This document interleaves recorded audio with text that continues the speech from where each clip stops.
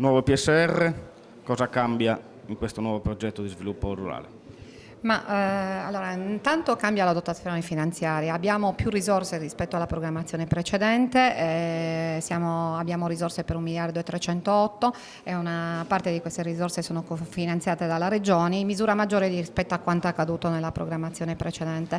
Sono circa 100 milioni in più di cofinanziamento regionale e questo è già un elemento che ci deve portare a fare in modo che le risorse che la Regione stanzia e le risorse dell'Unione Europea siano assolutamente finalizzate a raggiungere degli obiettivi precisi di crescita dell'intero comparto agricolo. Il programma di sviluppo rurale naturalmente deve essere considerato come uno degli strumenti a disposizione della pubblica amministrazione per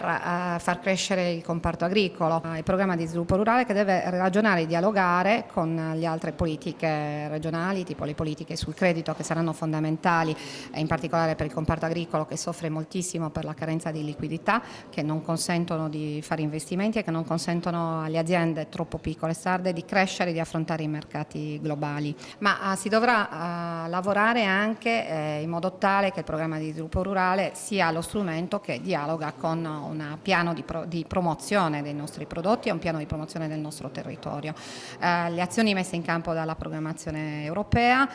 tipo le azioni del benessere animale, che sono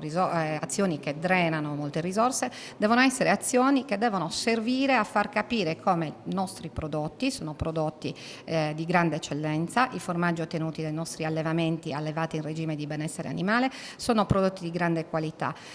Quello che è mancato forse proprio nella scorsa programmazione è stato